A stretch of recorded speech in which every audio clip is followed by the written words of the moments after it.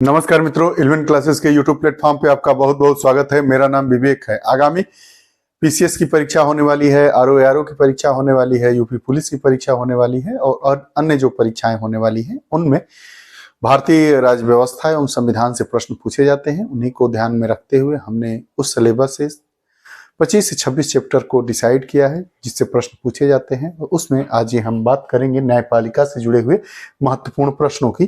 तो आइए देखते हैं। न्यायपालिका, जिसे अंग्रेजी में जुडिशरी कहते हैं, उससे आने वाले प्रश्न। पहला प्रश्न, भारत के उच्चतम न्यायालय में न्यायाधीशों की वर्तमान स्वीकृत संख्या है। मुख्य न्यायाधीश सहित दो प्रकार के प्रश्न पूछे जाते हैं कि जो भारत का सुप्रीम कोर्ट है उसमें कितने न्यायाधीश हैं, कुल कितने न्यायाधीश हैं, और दूसरा मुख्य न्यायाधीश के साथ साथ कुल कितने न्यायाधीश हैं। तो दो प्रश्न हो गए। अगर न्यायाधीशों की संख्या पूछी जाती है तो 30 हैं और मुख्य न्यायाधीश को लेकर तो 30 + 1 31 होते हैं। तो हमारे विकल्प में 4 विकल्प दिया गया है, 20, 25, 30 और 31। तो हमारा विकल्प डी सही हुआ। भारत के उच्चतम न्यायालय में न्यायाधीशों की संख्या मुख्य न्यायाधीश को लेकर 31 है और वैसे भारत के उच्चतम न्यायालय में न्यायाधीशों की संख्या 30 है अगर मुख्य न्यायाधीश को न लिया जाए, CJI chief justice of India को छोड़ के। अगला, भारत के उच्चतम न्यायालय में न्यायाधीशों की संख्या में वृद्धि करने की शक्ति किसमें निहित है। भारत का राष्ट्रपति, मुख्य न्यायमूर्ति, संसद, विधि आयोग। तो हम जानते हैं कि जो संसद है उसी में भारत के उच्चतम न्यायालय में न्यायाधीशों की संख्या कितनी होगी, कितनी नहीं होगी, बढ़ाई जाएगी, कम की जाएगी, तो उसकी पूरी की पूरी शक्ति हमारे संसद में मौजूद है। संसद के 3 अंग हैं, प्रेसिडेंट, लोकसभा और राज्यसभा। अगला प्रश्न, सर्वोच्च न्यायालय का न्यायाधीश अपना त्याग पत्र किसे देता है। सर्वोच्च न्यायालय का न्यायाधीश अपना त्याग पत्र किसे देता है। मुख्य न्यायाधीश को, प्रधानमंत्री को, राष्ट्रपति को, विधि मंत्री को। तो राष्ट्रपति को। अगला, उच्चतम न्यायालय के न्यायाधीशों का वेतन निर्धारण किया जा सकता है राष्ट्रपति द्वारा, नियुक्त वेतन आयोग के माध्यम से, विधि आयोग द्वारा, मंत्री परिषद द्वारा, संसद द्वारा। तो हम जानते हैं कि उच्चतम न्यायालय में न्यायाधीशों से संबंधित जितनी बातें होंगी उनके विधि, नियम, कानून का निर्धारण हमारी संसद करती है। तो उच्चतम न्यायालय के न्यायाधीशों के वेतन का निर्धारण भारत के संसद के द्वारा किया जाता है। संसद के 3 अंग होते हैं, लोकसभा जिसे निम्न सदन कहा जाता है, लोगों की सभा, राज्यसभा जिसे उच्च सदन कहा जाता है, और राष्ट्रपति जो भारत का प्रथम नागरिक होता है। अगला प्रश्न, सेवानिवृत्त होने के पश्चात सर्वोच्च न्यायालय के न्यायाधीश वकालत कर सकते हैं। केवल सर्वोच्च न्यायालय में, केवल अधीनस्थ न्यायालय में, केवल उच्च न्यायालय में, उपयुक्त में से कोई नहीं। तो हम जानते हैं कि सेवानिवृत्ति होने के पश्चात जो उच्चतम न्यायालय का न्यायाधीश होता है वो कहीं वकालत नहीं कर सकता है। तो उपयुक्त में से कोई नहीं, हमारा विकल्प सही है। अगला प्रश्न, भारत के सर्वोच्च न्यायालय के कार्यवाहक मुख्य न्यायाधीश की नियुक्ति कौन करता है। सर्वोच्च न्यायालय का मुख्य न्यायाधीश, प्रधानमंत्री, विधि मंत्री, राष्ट्रपति। तो भारत के सर्वोच्च न्यायालय के कार्यवाहक मुख्य न्यायाधीश की नियुक्ति राष्ट्रपति ही करता है, राष्ट्रपति, और सभी लोग राष्ट्रपति को ही अपना त्याग पत्र देते हैं। आगे, राष्ट्रपति के द्वारा सर्वोच्च न्यायालय के न्यायाधीशों की नियुक्ति की जाती है। राज्यसभा द्वारा अनुमोदित किए जाने पर, प्रधानमंत्री की सलाह पर, लोकसभा की सलाह पर, भारत के मुख्य न्यायाधीश के परामर्श से। तो हम जानते हैं कि राष्ट्रपति के द्वारा सर्वोच्च न्यायालय के न्यायाधीशों की नियुक्ति भारत के मुख्य न्यायाधीश की सलाह पर की जाती है। भारत के उच्चतम न्यायालय के मुख्य न्यायाधीश की सलाह पर अर्थात परामर्श पर किया जाता है। विकल्प डी। अगला, सर्वोच्च न्यायालय के तदर्थ न्यायाधीशों की नियुक्ति होती है जब कतिपय न्यायाधीश दीर्घकालीन अवकाश पर जाते हैं, अस्थायी नियुक्ति के लिए कोई उपलब्ध नहीं होता है, न्यायालय के समक्ष लंबित वादों में असाधारण वृद्धि होती है, न्यायालय के किसी सत्र के न्यायाधीशों का कोरम नहीं होता है। तो तदर्थ मतलब एडहॉक बेस पे कब होता है कि जब कोरम पूरा नहीं होता है। तो हमारा विकल्प, जब न्यायालय के किसी सत्र के लिए न्यायाधीशों का कोरम नहीं होता है तो हम एडहॉक जजों की नियुक्ति की जाती है। आगे, भारतीय संविधान में तदर्थ न्यायाधीशों की नियुक्ति का प्रावधान है। भारतीय संविधान में तदर्थ न्यायाधीशों की नियुक्ति का प्रावधान कहां पे है। सर्वोच्च न्यायालय में है, जनपद सत्र न्यायालय में है, उच्च न्यायालय में है, उपयुक्त में से सभी। तो जो सर्वोच्च न्यायालय है इसी में केवल तदर्थ न्यायाधीशों की नियुक्ति का प्रावधान हमारे भारतीय संविधान ने किया है। केंद्र और राज्यों के बीच होने वाले विवादों का निर्णय करने की भारत के उच्चतम न्यायालय की शक्ति किसके अंतर्गत आती है। भाई उच्चतम न्यायालय की कई प्रकार की शक्तियां हैं, परामर्शी, अपीली, मूल अधिकारिता, रीट अधिकारिता। रिट में 5 प्रकार के रिट जारी करने की शक्ति होती है, तो वो अलग बात है, वो सभी प्रकार के रिट की अधिकारिता रिट अधिकारिता के अंतर्गत आता है। तो वही पूछ रहा है कि केंद्र और राज्यों के बीच होने वाले जो विवाद होते हैं उसमें जो निर्णय करने की उच्चतम न्यायालय की शक्ति है वो किस अधिकारिता के अंतर्गत आती है? परामर्शी, अपीलीय, मूल और रिट। तो ये मूल अधिकारिता के अंतर्गत आने वाली शक्ति है। उच्चतम न्यायालय की यह शक्ति केंद्र और राज्यों के आपसी विवादों का निर्णय करने के लिए जो उच्चतम न्यायालय शक्ति का प्रयोग करता है वह मूल अधिकारिता शक्ति के अंतर्गत आता है। आगे, निम्नलिखित में से कौन उच्चतम न्यायालय की आरंभिक अधिकारिता में आते हैं? भारत सरकार तथा एक या अधिक राज्यों के बीच विवाद, संसद के किसी भी सदन या राज्य विधानमंडल में हुए चुनाव, भारत सरकार तथा किसी संघ राज्य क्षेत्र के बीच का विवाद, दो या अधिक राज्यों के बीच का विवाद। तो हमारा जो पहला विकल्प है और चौथा विकल्प है वो उच्चतम न्यायालय की आरंभिक अधिकारिता अर्थात मूल अधिकारिता के अंतर्गत आते हैं। किसके? मूल अधिकारिता, जिसे आरंभिक अधिकारिता कहते हैं। भारत सरकार तथा एक या अधिक राज्यों के बीच जो विवाद होते हैं और दो या अधिक राज्यों के बीच विवादों का निस्तारण करने की जो उच्चतम न्यायालय की शक्ति है वह आरंभिक अधिकारिता अर्थात मूल अधिकारिता के अंतर्गत आती है। तो हमारा विकल्प सी 1 और 4 सही हुआ। वचन के बारे में विधि के सारवान प्रश्न, विधि का सारवान प्रश्न से संबंधित वाद पर विचार करने के लिए उच्चतम न्यायालय की न्यायाधीशों की संख्या कम से कम कितनी होनी चाहिए? बहुत ही खूबसूरत। जो विधि का सारवान प्रश्न होता है उसमें न्यूनतम 5 न्यायाधीश होने चाहिए। कितने? 5 न्यायाधीशों की संख्या होनी चाहिए, विकल्प ए। अगला, भारतीय संविधान का कौन सा अनुच्छेद संवैधानिक विवाद में सर्वोच्च न्यायालय के अपीलीय क्षेत्राधिकार से संबंधित है?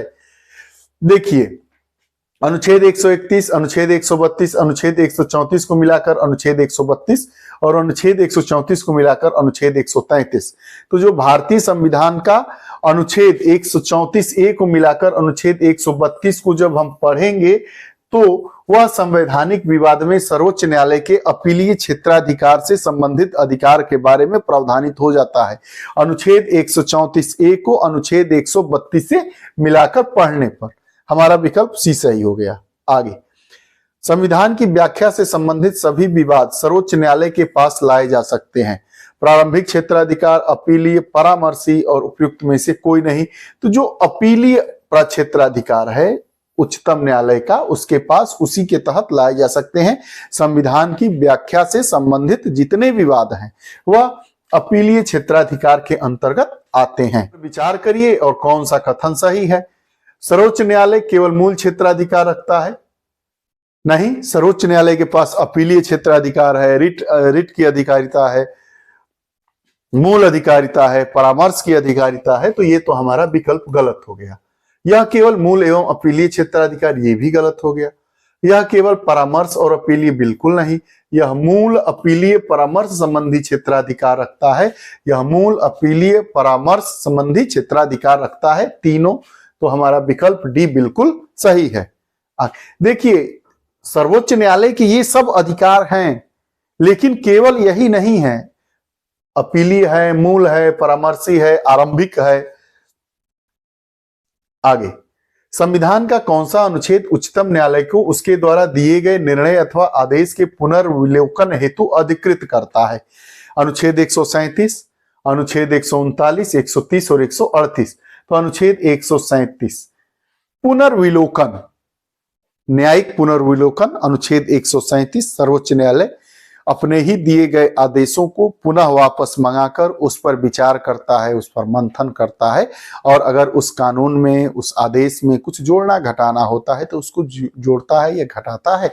उसी को हम न्यायिक पुनर्विलोकन संविधान की भाषा में, न्याय की भाषा में, उसकी भाषा में कहते हैं। तो इससे जुड़ा हुआ हमारा संविधान अनुच्छेद 137 है।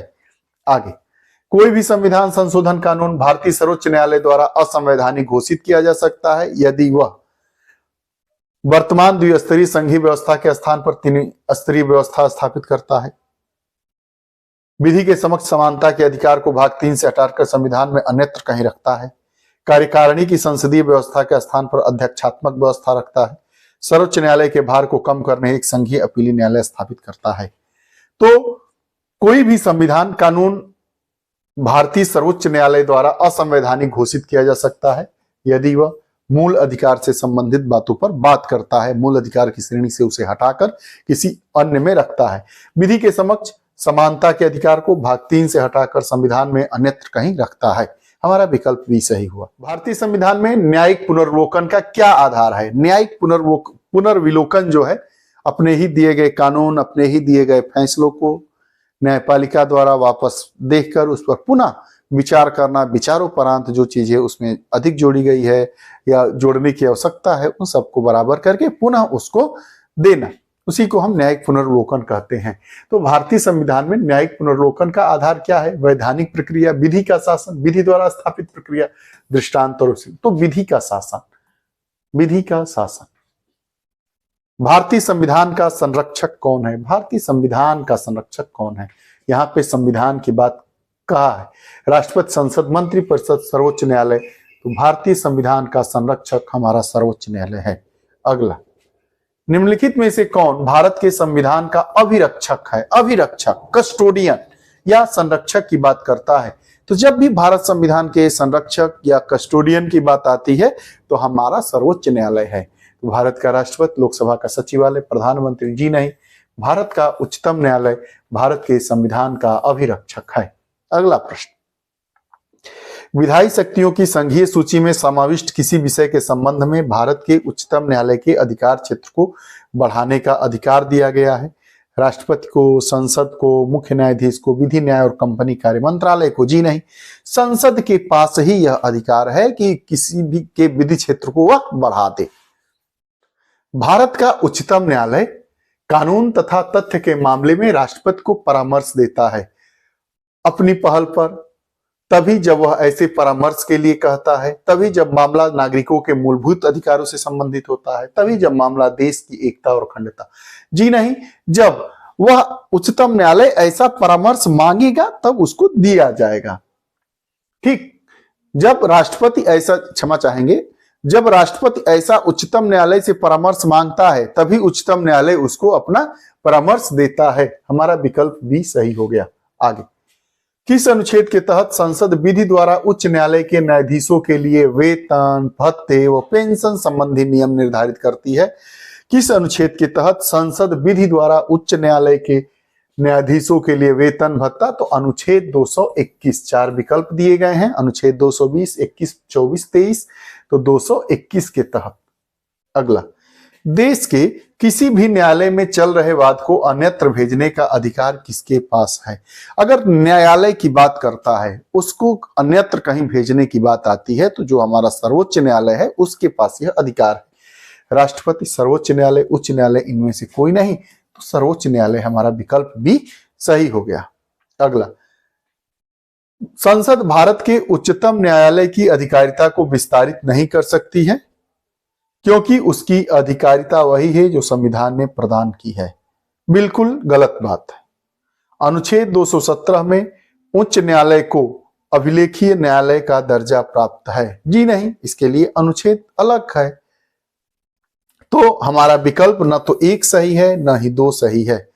हमारा न तो विकल्प 1 ही सही है न तो विकल्प 2 सही है, तो ऑप्शन डी हमारा सही हो गया। की मूल संरचना का सिद्धांत का स्रोत क्या है? भारत में संविधान की मूल संरचना, बुनियादी ढांचा का सिद्धांत, संविधान, न्यायविदों के मत, न्यायिक व्याख्या, संसदीय कानून। तो यह न्यायिक व्याख्या के सिद्धांत का स्रोत है कि हमारी संविधान की मूल संरचना का क्या है। आगे, PIL क्या है? PIL का full form public interest litigation, public inquiry litigation, public investment litigation, private investment litigation. तो PIL जिसका public interest litigation full form है, इसके जन्मदाता PN भगवती हैं। पूछता है बार बार कि भारत में PIL के जन्मदाता कौन है? तो PN भगवती।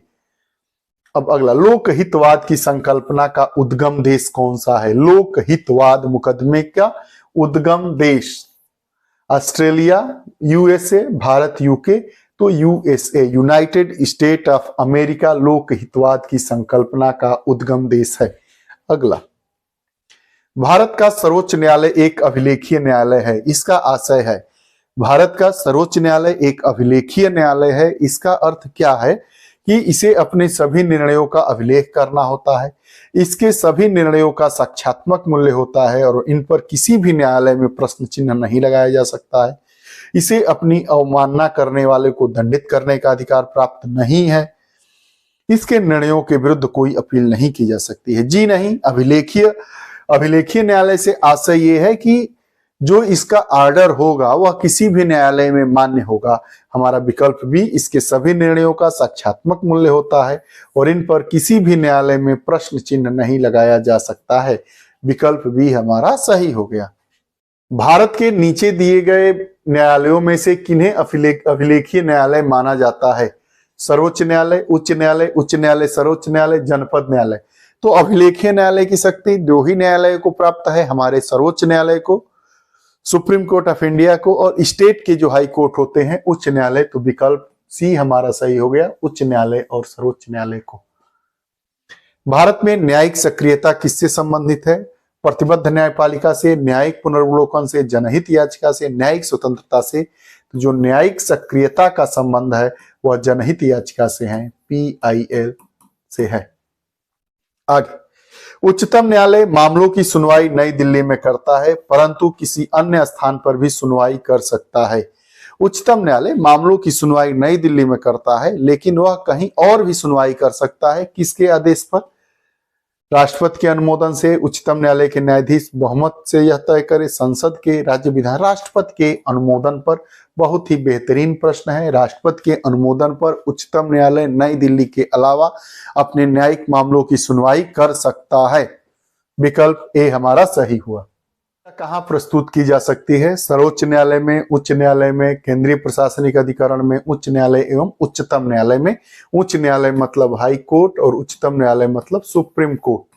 तो जो जनहित याचिका है हम तो दोनों न्यायालयों में, उच्च न्यायालय और उच्चतम न्यायालय में प्रस्तुत कर सकते हैं। अगला हमारा प्रश्न, निम्नलिखित में से कौन से मामले उच्च न्यायालय और उच्चतम न्यायालय की अधिकारिता में आते हैं? केंद्र और राज्यों के बीच विवाद, मूल अधिकारों का प्रवर्तन, राज्यों के परस्पर विवाद, संविधान के उल्लंघन से संरक्षण। तो मूल अधिकारों का प्रवर्तन उच्च न्यायालय में अनुच्छेद 32 और उच्चतम न्यायालय में अनुच्छेद 226 के तहत व्यक्ति अपने मूल अधिकारों का हनन होने पर शरण ले सकता है। तो वही बात कह रहा है कि मूल अधिकारों का प्रवर्तन।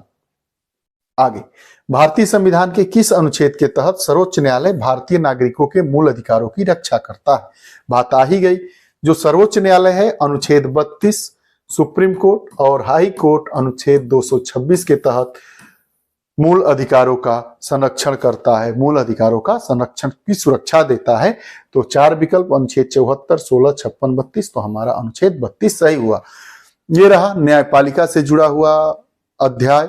उसमें जितने प्रश्न आए थे उन प्रश्नों को लेने का प्रयास किया गया है। आपको हमारी कक्षाएं कैसे लगती हैं कृपया कमेंट बॉक्स में अपने विचार दें। पुनः नई कक्षा के साथ उपस्थित होंगे, तब तक के लिए बहुत बहुत धन्यवाद। नमस्कार।